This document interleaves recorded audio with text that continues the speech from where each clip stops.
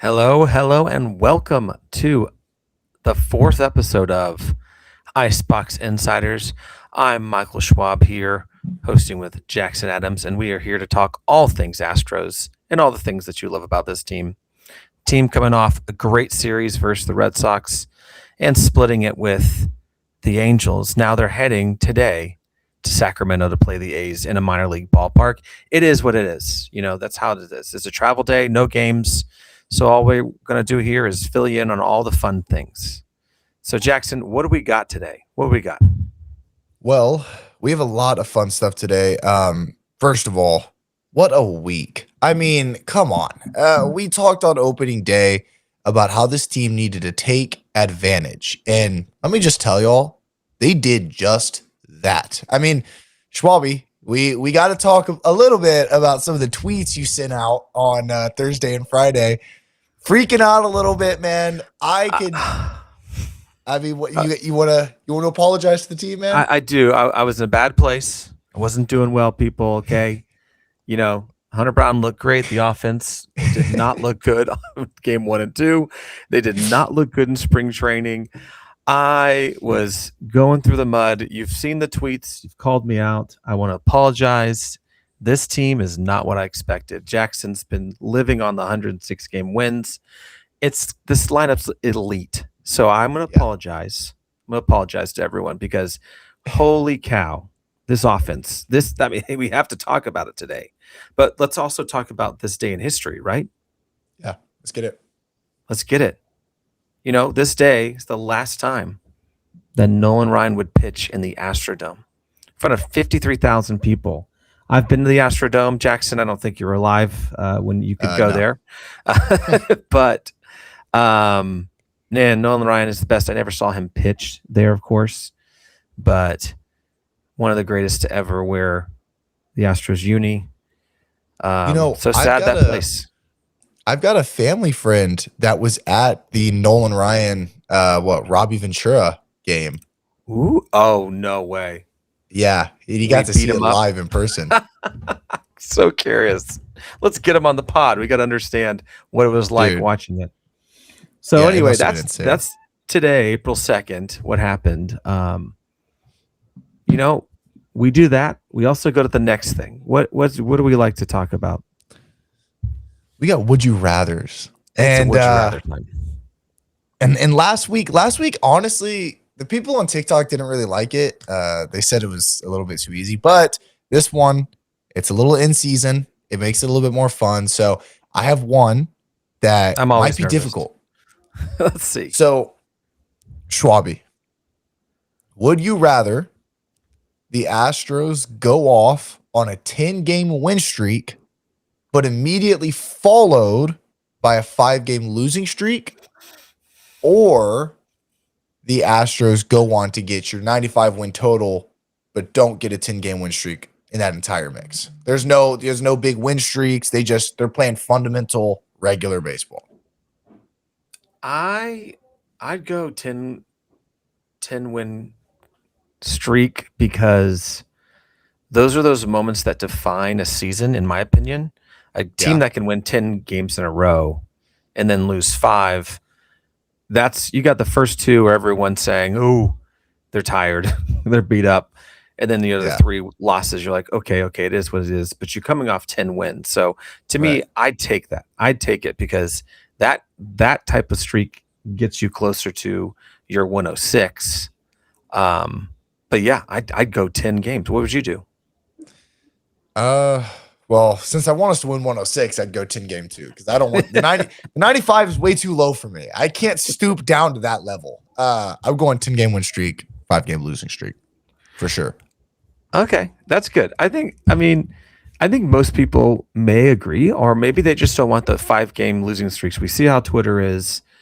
Oh my gosh. I'm included. A 5-game losing streak after 10, everyone maybe just want to jump out a window, but I do not condone that. So anyway, I think if the Astros go on a 5-game losing streak at some point this season, we might see Astros Twitter in the worst place it's been since the cheating scandal. I mean, it might be like in the depths. I want to say though that it's not odd for any baseball team to lose 5 games in a row. So No. I think the Astros have done it practically every season, but still, Yeah. everyone always freaks out when that happens. Yeah. They start calling for people to get fired. They start calling for people to get traded. I mean, it's like everyone just loses their minds. Right. Hey, listen, they've got 4 in a row they just won. Hey. We're recording during the game right now, so we don't know. It could be 5 in a row by the time you're listening to this. And then you got 5 more after that. So maybe this Would You Rather could come true. Dude, we've had some I other hope not, things. because following that is the Seattle series. And if we lose a series to Seattle, I'll be livid. Yeah, we don't want that. We don't want it. No. Well, we're going to melt some ice now here too. And you always surprise me with your takes. So I want to hear you first. What do you got for our hot take ice melter? So this one, since we are traveling to Sacramento right now, we're going to do a Astros versus A's edition. And unfortunately, if y'all don't remember, we lost a really big series to them last year. Really, really big series last year that actually I think I cried watching the last game. I was so mad. But I think this Astros team goes in there riding off a hot streak, riding off a hopeful 5-game win streak, and they sweep the Athletics in Oakland in Sacramento. I think that is my hot take. Okay, your hot take is that the Astros sweep them? Yes. I don't want to be this person because the A's just have a way to do it. I think my hot take is that it's a pitching match. Okay. And the Astros only score 7 runs over the series. I hate to say it. I also like to jinx myself, but I do think the Astros win 2 out of 3. Good pitching. Okay. The bats get a little bit quiet because of Sacramento. I don't know. That's my take. It's an ice melter. I don't know, man, because you got to remember, Severino's pitching today in Atlanta. So we're not going to have to see Severino. We're going to have to see Jeffrey Springs. Jeffrey Springs, the Astros hit usually really well against him. And then the bottom of their rotation, who so far throughout their first 2 starts didn't pitch very well in Toronto, and then I think 1 in Atlanta. So could be fun. Could be fun to look out for.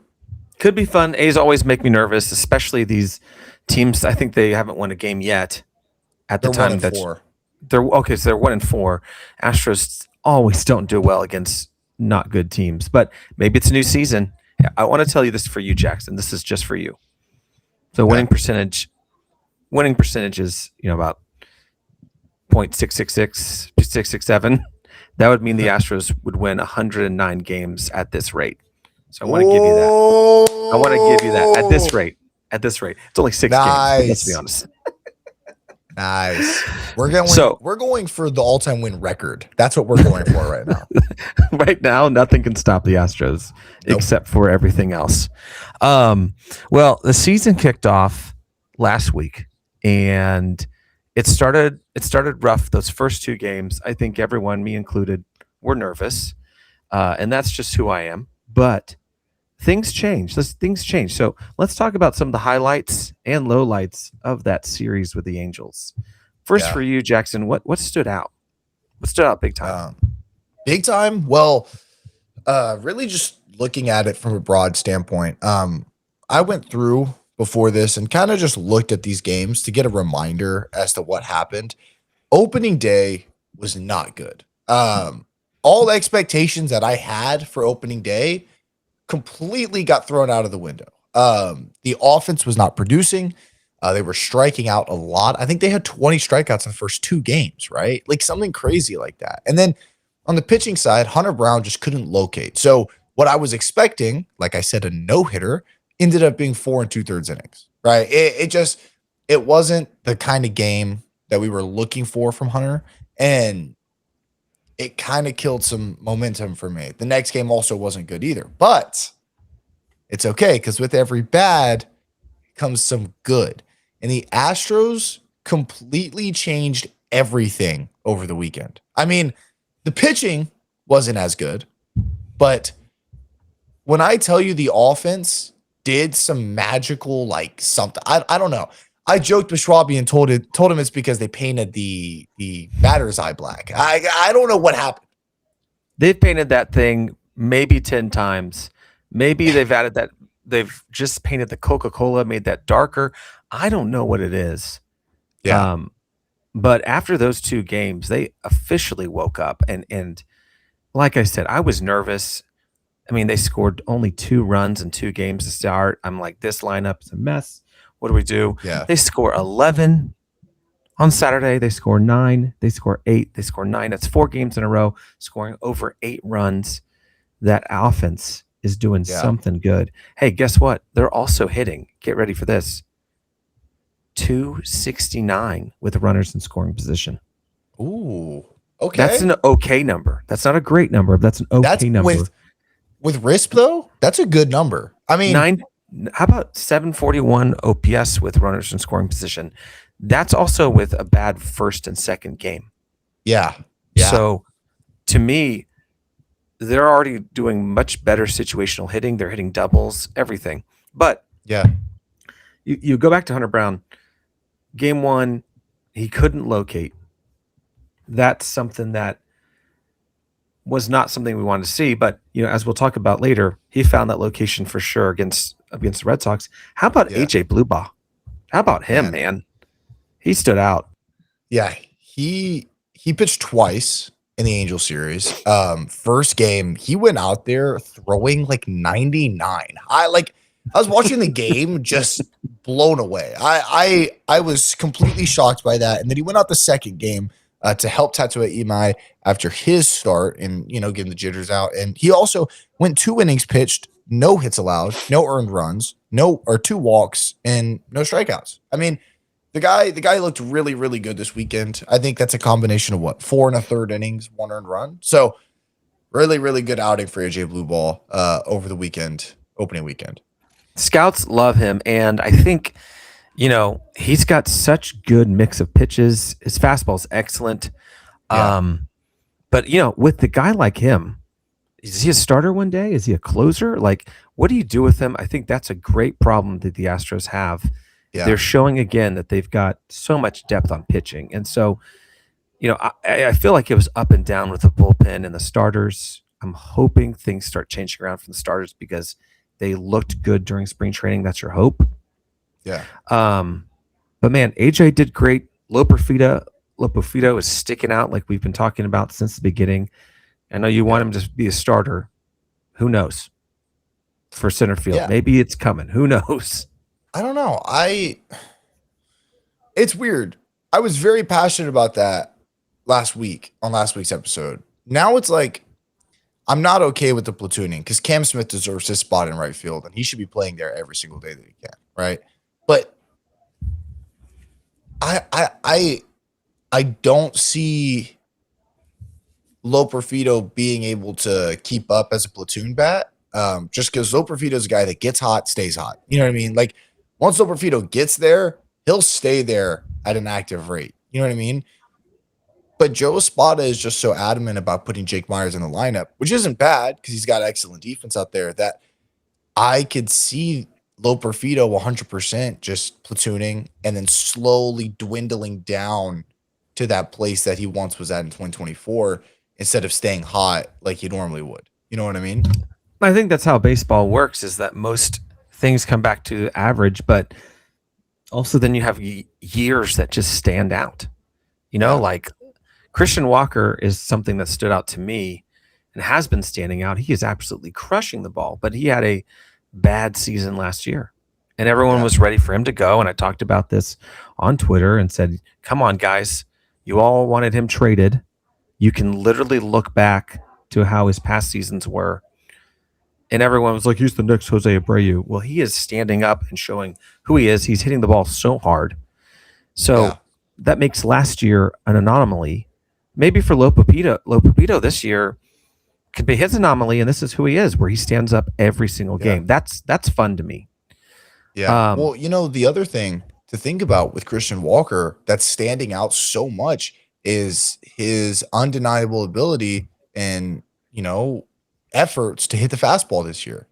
Last year, it was like you throw a fastball. That was the pitch to throw to Christian Walker because You would throw him a fastball high and in, or a fastball in the middle, or a fastball low and in all of his money spots, and he would just swing and miss.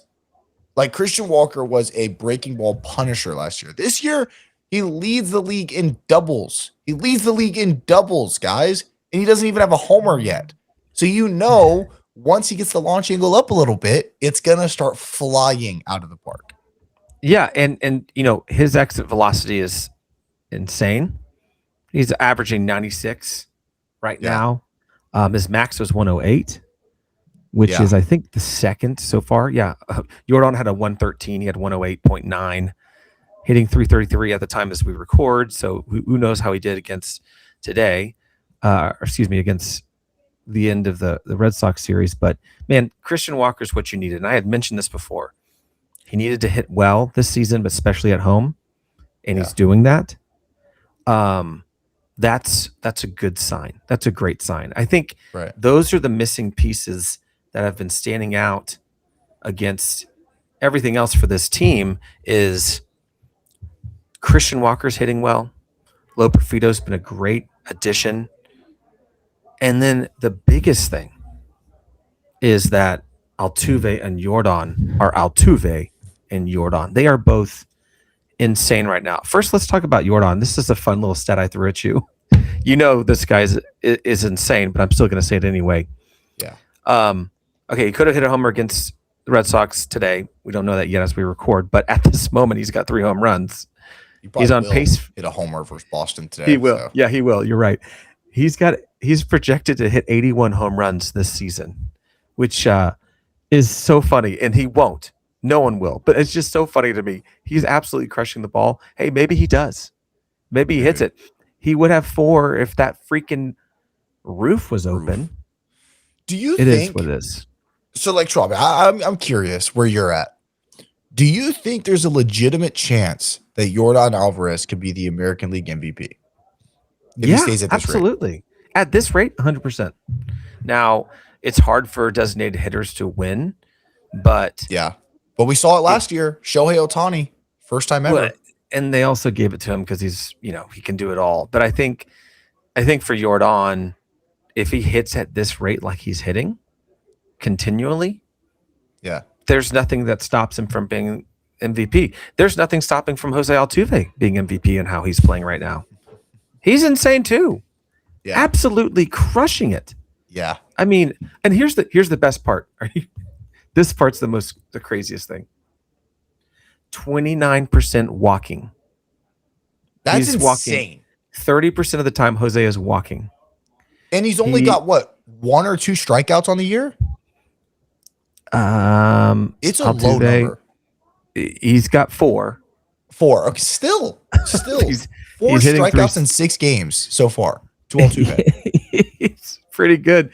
I think he leads the lead in walks. Yeah. Last time I checked. Guys, breaking news. Jose Altuve leads the league in walks. Can you believe that?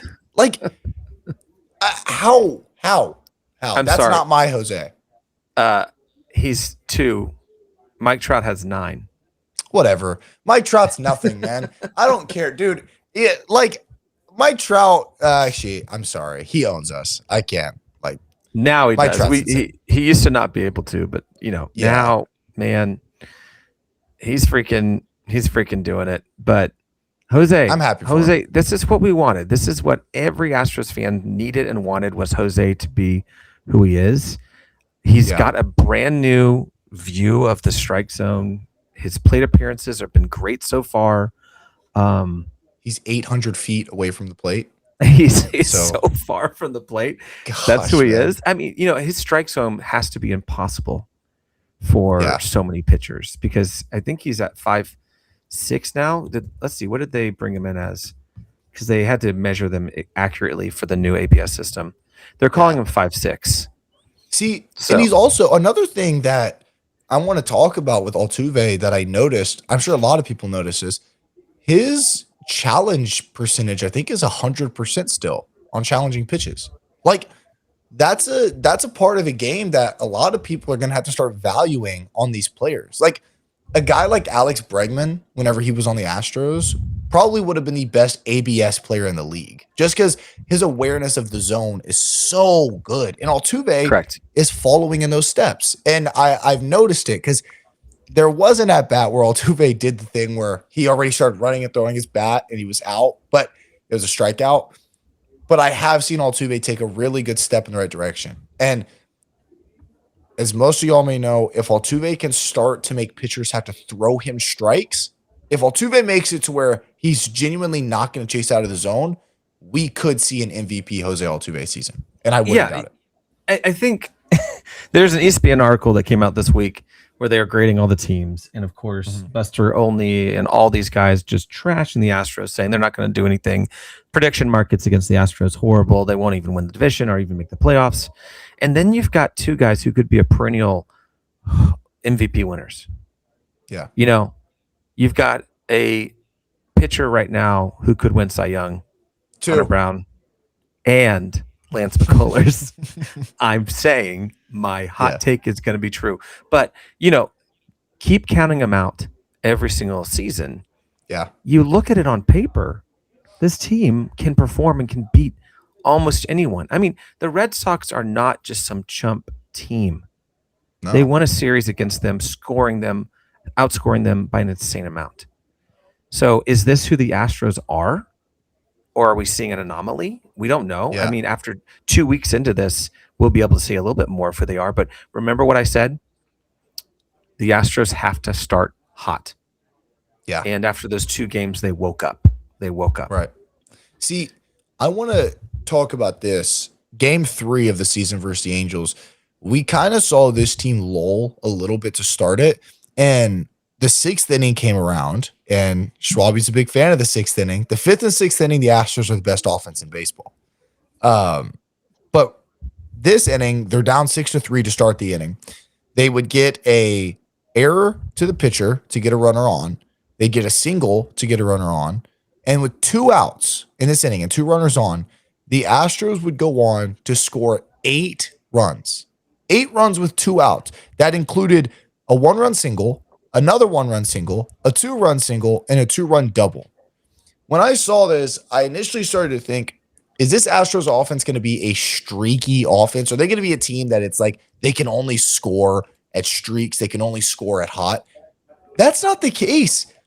3 games later, I've seen this team score in 6 separate innings, whether it be a Yordan homer in the first, whether it be a Lopey single to get in runners in the 7th inning, whether it be whatever it may be. This offense is showing that we're not just streaky. We're not just going to get a bloop and a blast. This is the team that can go out there and they can score against any pitcher, right? I mean, we're going to see it today facing off versus Garrett Crochet. But Ranger Suarez is a good pitcher, and they did it Monday, and we're going to talk about that in a second. But they also did it versus actually, never mind. I'm not even going to touch on the Angels pitchers. It's Reed Detmers and whoever else pitching on Sunday. So completely different. But still, this offense showed that there's depth, that there's serious skill, and that there's actual offense there. It's elite. Well, hey, tell them what you were telling me, because I flagged it. And I go, hold on, what's going on in the 5th and the 6th? Because, you know, on paper, I'll tell our listeners, all right, Astros lead. You know, remember, this is just 6 games through. Astros lead all of Major League Baseball in the 5th inning, scoring 10 runs. That's the most. The Phillies have scored 6.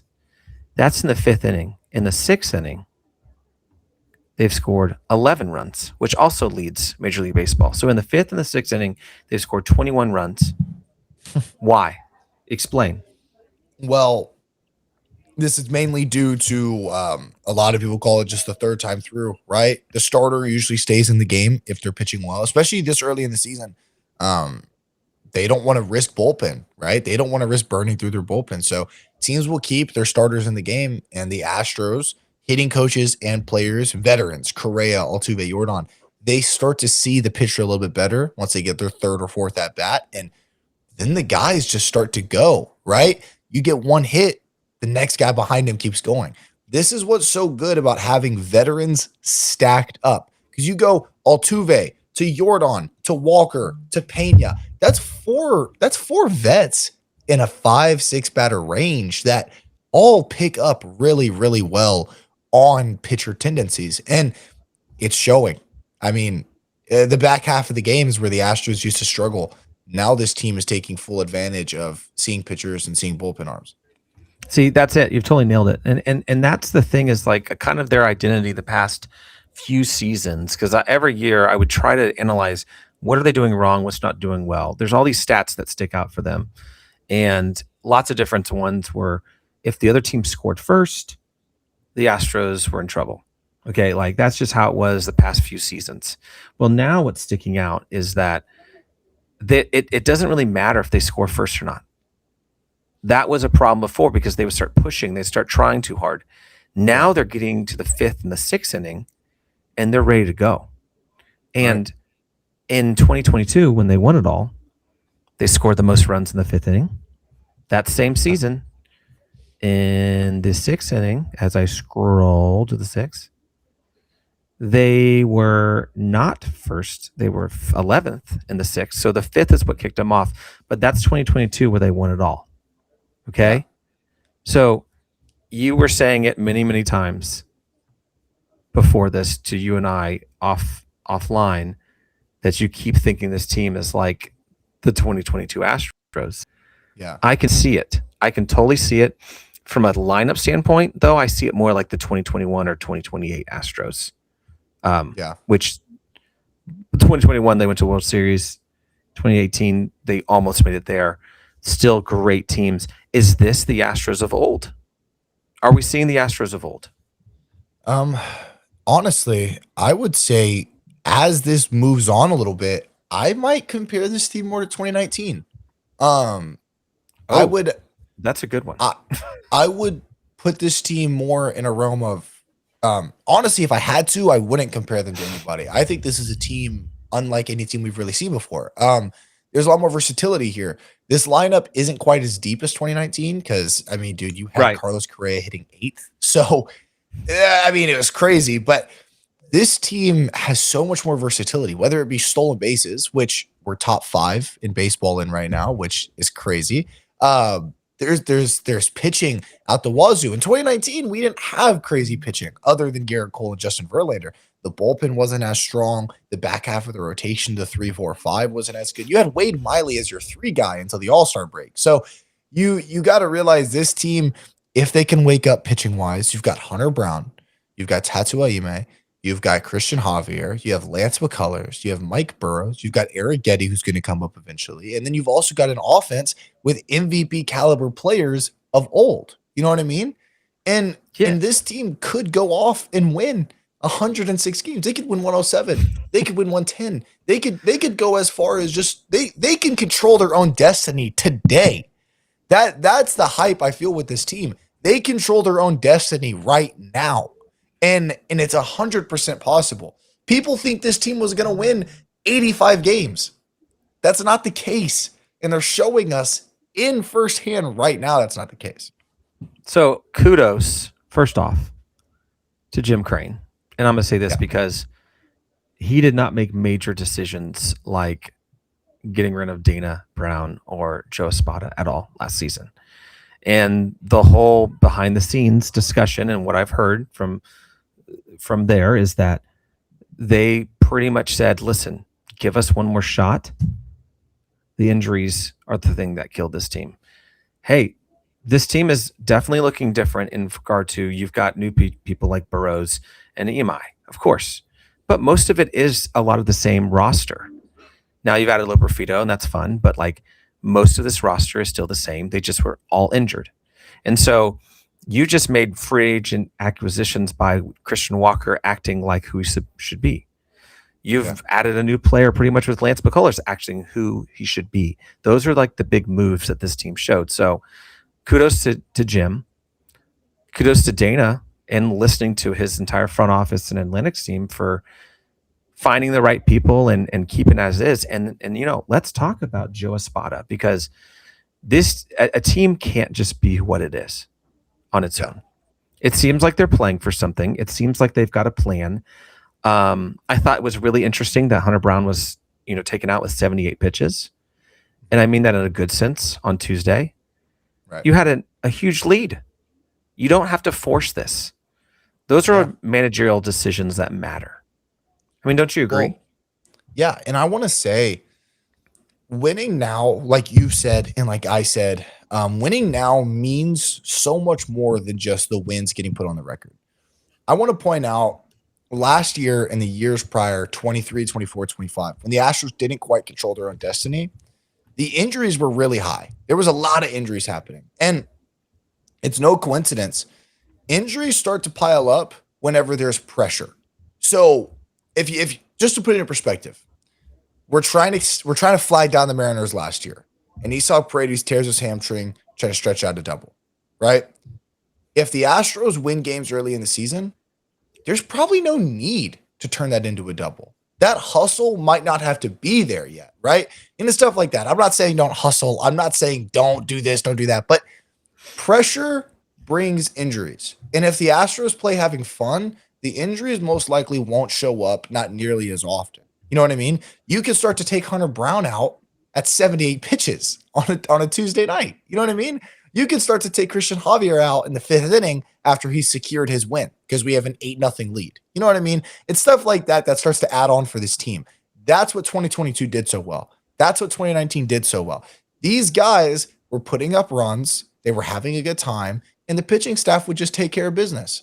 You had like 3 guys pitch over 60 innings out of the bullpen in 2022. That's crazy. That's called depth. That's depth. Yeah. And I think that's the biggest thing is that to be a winning team, to try to be like 2022 or even 2019, you got to be ahead all the time. You got to be ahead in the season. You got to be ahead in the schedule so that you can take those days off, as in do a lighter lineup. You don't need to be mid-June having your MVP playoff lineup every game because you've got to be able to have the people coming in to give rest. I know it's not fun. I know it's not sexy to get a lineup in June that looks like the Space Cowboys, but that's the point, is that you're up that much. Stay at 600 record. Yeah. Stay at 600%. Keep winning like that. And you're right. You nailed it, dude. When you're playing too hard and you're pushing through, that's when injuries happen. Yeah. And so here's something hilarious that I've heard. It may have been reported or maybe someone told me, but Carlos Correa is literally, he's also acting like the strength and conditioning coach right now. He is getting everyone to stretch more. Carlos Correa is walking around. He's at workouts. He's at workouts all day. At his own personal workouts, he's there for 3 hours, and most of that is 45% working out, rest of it stretching, rest of it goofing off.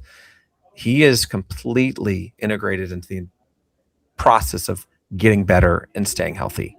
And so he believes that, Lance believes that, all these guys can look up to Carlos, and he wants them all to win. And I think, to speak to what you were saying, it actually looks like they're having fun. Yeah. Winning's fun, but it looks like they're having fun. It looks like they're having a good time. That's going to allow them to like be more loose, I think. Right? I agree. Yeah. I think, just looking back at my life, having fun on a baseball field, you win more. That's just how it happens. I mean, you look at the teams that were having fun last season. The Tigers, what'd they do? They won a lot. You mean the Dodgers, what'd they do? They won a lot. The Padres, what'd they do? They won a lot. You know what I mean? You look at these teams that are having fun, they're winning a lot. And then you look at the teams that aren't having fun. The Rockies, the White Sox, the Marlins. You know what I mean? These are losing teams that aren't winning games. I wanted to say something, though, because you made a really good point about why having a good manager is so important. And I think Joe Espada is that guy. Because when you get to June and you start to roll out days where it's like Yordan and Altuve both aren't playing, right? It's up to him to go, hey, that lineup didn't win, and we can't let this get too far down the river, right? Y'all are playing the next couple of days because we need to win these games. The balance of being a manager is so important, and that's why having a good guy up top makes it to where 106 wins is actually viable. Because right, we need to put, like, just to be 100% honest, our motto is chase the fight. Right? We want it. We want smoke with everybody, with the Yankees, the Dodgers, the Red Sox. We want to win ball games. And Joe Espada wants to win ball games. And when you have a manager that wants to win ball games, you're probably going to win those games. And they both want to be with the Astros. Yeah. They both are not signed through this year. And so I think Dana and Joe are trying to prove that they can build a winning team, because this is a new phase of the Astros. This is not a team building up from the farm anymore. This is a team that already is established with great players. Very different than years prior. Very, very different than 2019 or even 2022. Yeah. And so now they're trying to prove, how do you build off a monster that's great, that everyone's signed off on and saying that they're not good. And so they want to stay.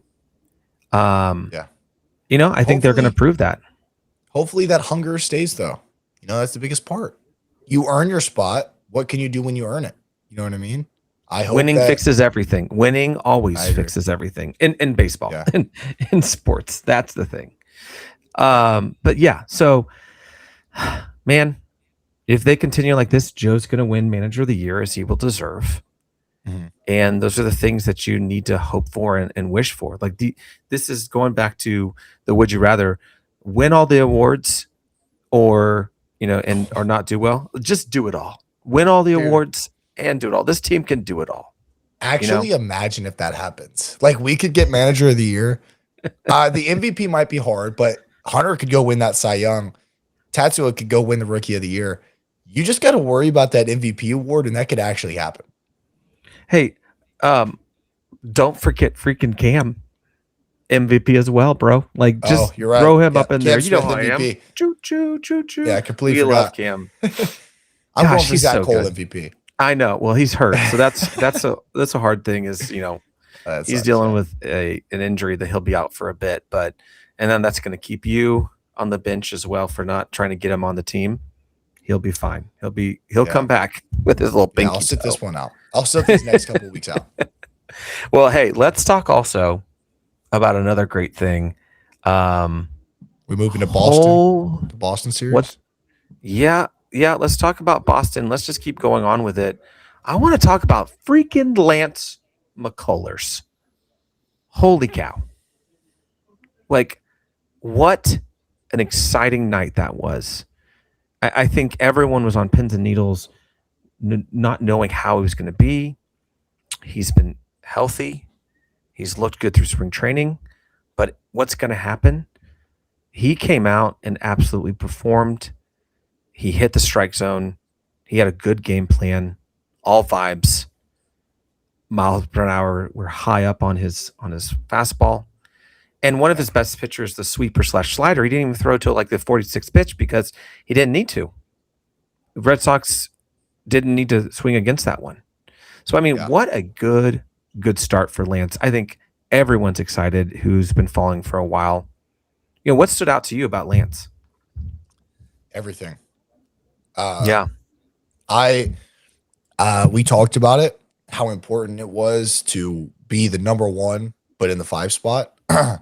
That was very important for Lance to do. And it turned the ball well to Hunter Brown, right? I mean, look what Hunter Brown did like you said. Day. And exactly. I think Lance McCullers went out there, 7 innings pitched, 4 hits, 1 earned run, 9 strikeouts. But there's one that stands out a little bit. And that's that he only walked 1 guy. And he only walked 1 guy in the 7th inning. That's when he walked the guy, in the 7th. Yeah. So he went 6 strong innings, walking nobody, striking out 9, and he got up to 95 miles an hour on his fastball. So Lance McCullers was out there. He also got 2 strikeouts with his changeup, which is the pitch that he only threw 5% of the time. So you're telling me Lance McCullers went out there and just showed us who he is on live television and basically reminded the world, hey, you give me a healthy offseason, I'm Lance McCullers. And went out there and proved it. And it was amazing. And I know he's happy. Schwabi, I know you and I are happy. I'm so happy for the guy. I'm so happy for him. All you got to do is be happy for him. I mean, if you're 5th starter, which how he pitched, he's your number 2. But, building up the rotation, he proved he belongs anywhere on that rotation. That's ace material. That's veteran material. That's the stuff that you needed. That's someone stepped on the mound who's been there before, who's been in hot, big moments.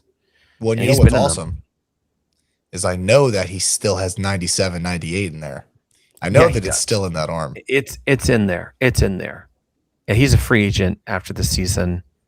Yep. Man, I think the Astros should really consider like a 1-year extension or two just Write to that keep check. him around.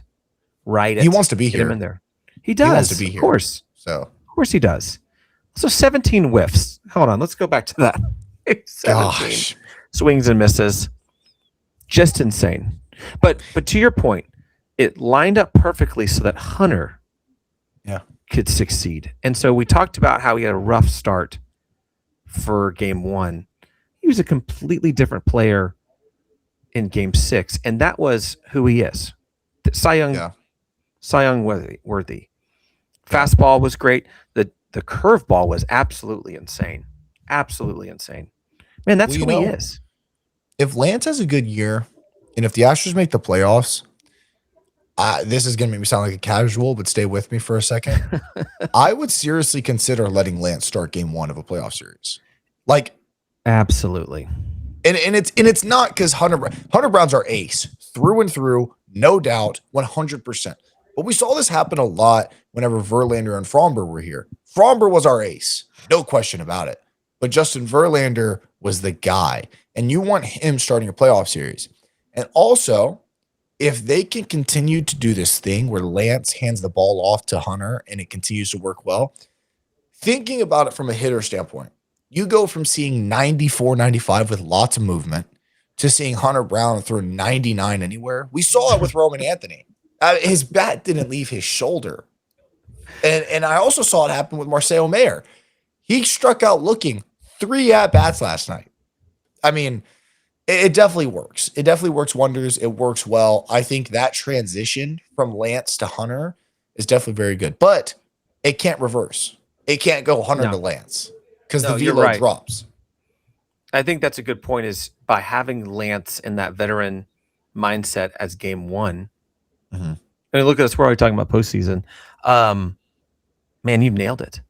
And that's kind of a little bit of that protection mindset of like that you have with a lineup. You put, Isaac Paredes is there to protect Yordan by being behind him.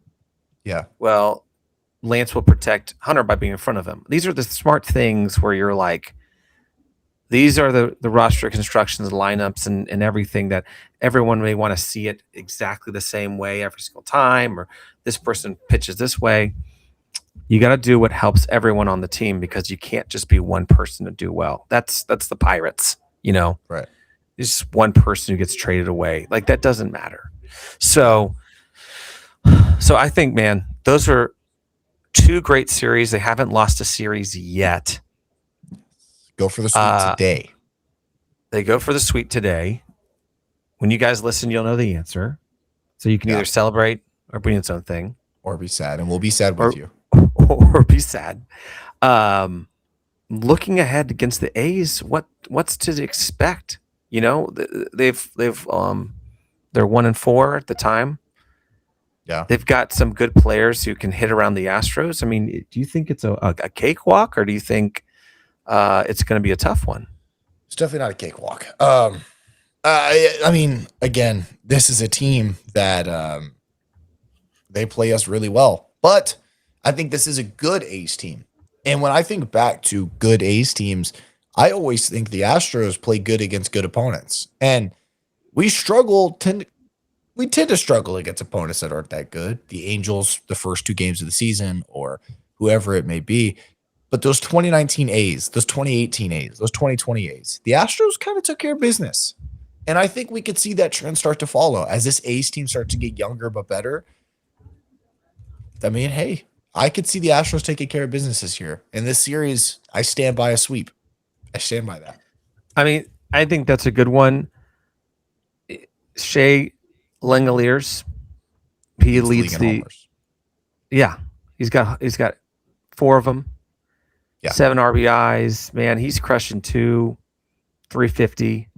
You got Max Muncy, who, he's on the team now. Jacob Wilson, who's a stud.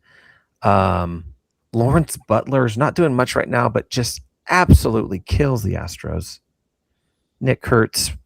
It's a scrappy team. I don't see them winning much this year, but they are going to be so scrappy against the Astros that it's one of those things. It's like you said, sweep them. Don't give them any chance to feel good about themselves. It's so horrible. Crush them.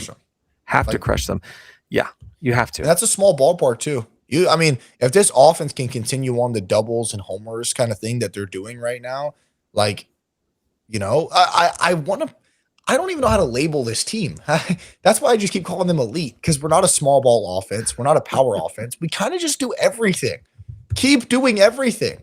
Keep walking. Keep hitting singles. Keep hitting doubles. Keep hitting bombs. Like, put up 10 all 3 games in Sacramento, please. No, you've nailed it, because they're doing all 3 phases so well. Offense is good. Well, of late. Offensive good, not of late. They've been good, but the pitching of late, much better. Yes. The past 2 games.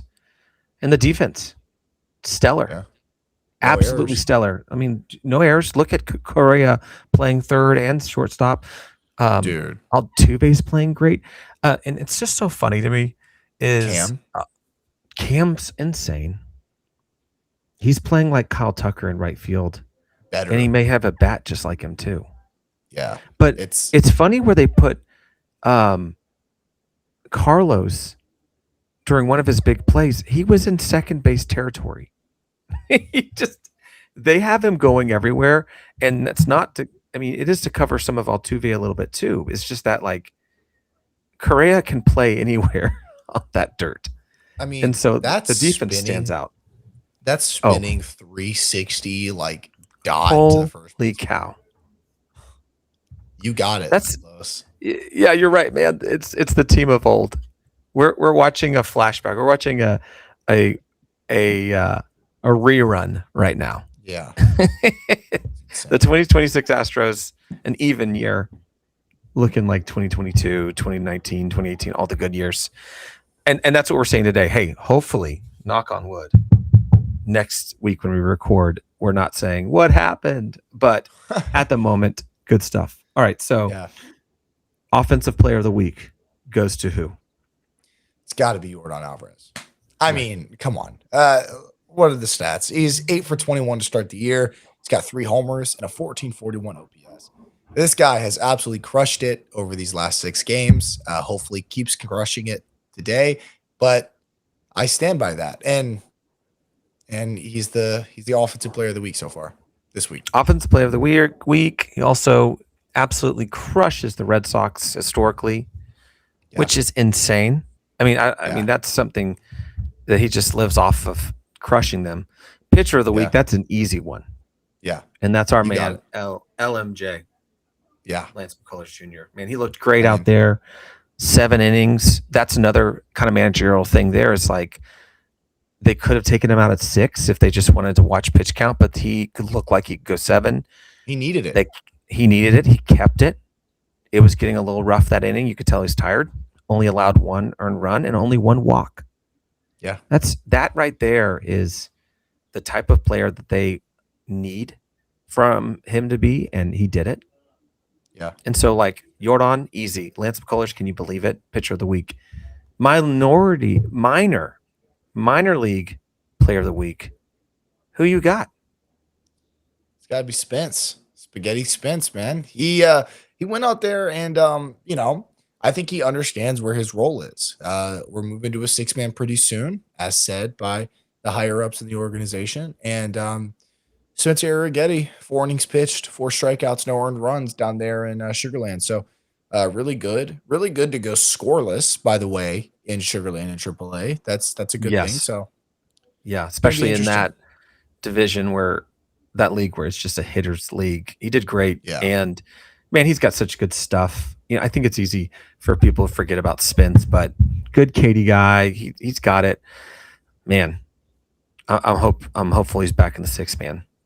Yeah. All right, this is a new thing that we're doing. This is exciting. So unless you're watching on YouTube, this is our photo of the week.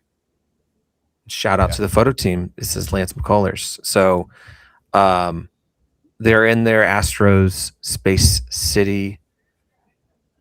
What are they calling it now? It's the Stros ones, City Connect. Yeah, the City Connect. Yeah. He's looking pumped. He's looking He's pumped. fired up. He's fired up. So shout out to the photo team for getting that done. Yeah. All right. All the good things. Players are looking good. Pitchers, hitters. Next week, as people hear this, have a little bit more understanding of what this team and the season can look like. But pretty much what's coming up is you got 3-game series against the Athletics in Sacramento. So that starts on Friday. Today is off. Then they head to Denver, play the Rockies for 3. And then what's next? Mariners? What do they got? Seattle for 4. Seattle for 4. That's going to be an interesting one. Seattle hasn't been doing, they lost to the Yankees. They lost to the Yankees. They beat the Yankees. They had a walk-off versus the Yankees on Monday night, and they beat the Yankees Tuesday night. Or they're not looking as strong to me. Rangers actually looking more stronger than them, but it's still so early in the season. Still so early. I mean, dude, this is an Astros podcast, so I can kind of say whatever I want. These teams are sweet. The Rangers and Mariners are both soft, man. They don't pose a threat to me. I can't even take them serious. The Mariners pitching staff is not what it used to be. This Mariners pitching staff is not that good. You had Brian Woosh starting game 3. What are we doing? What are you doing? I mean, right. They let Chase DeLauder hit 4 homers off of them, which is a story for a different podcast. That's not something we need to talk about. And then the Rangers, what? They played the Phillies without a Zach Wheeler, and then they are playing the Orioles. They're probably going to lose today. The Rangers are going to lose today because they're facing Rogers on the mound. So we could be first in the division if the Astros take care of business versus the Red Sox. They take care of business. That's right. Taking care of business. And that's what we do. We take care of business here. Yeah. Rangers are losing right now. So there you go. You called it. So they're probably going to lose that game by the time you guys listen today on Thursday. probably. What if first 6 games, soon to be 7. What a good start. A lot to be excited about. Go. I think next week we got some fun things to talk about and more insight.